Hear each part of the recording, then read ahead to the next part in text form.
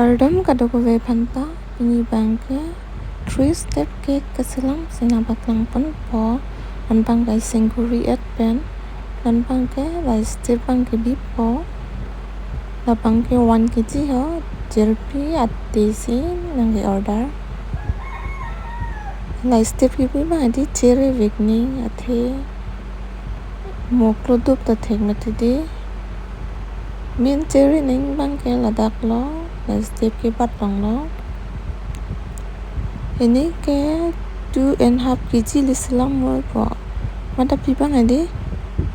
1 kg anda choklo po 1 kg si selam pila 1 kg pen 3 step nang selam pino 3 step lo ya selam pi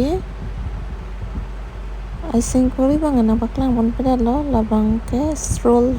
kuloban homen italaan na amen bang ke thek lap le lang labang adi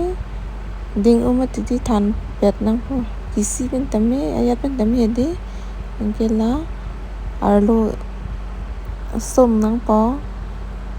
pipo se la kisum ma pate adi mo klodop nang ma pula phan ki passe pa phan lo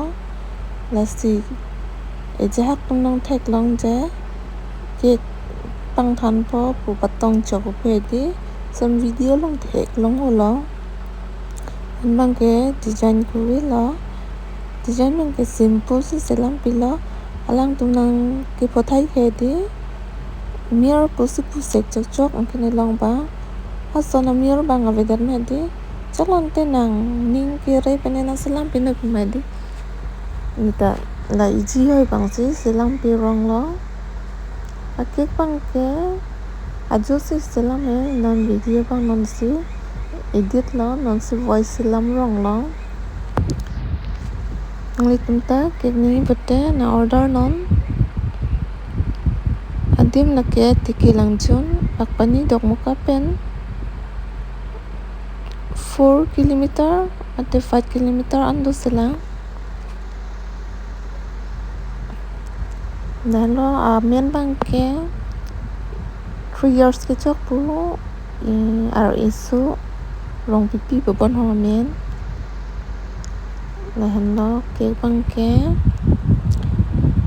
lam la aning je thek thema tidi la si lam bang ke chington lap pulo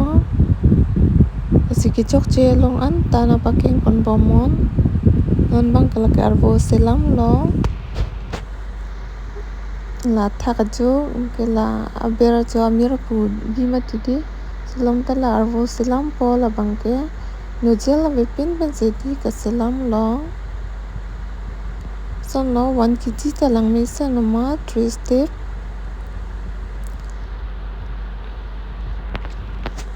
na bang ke tang et pen la jo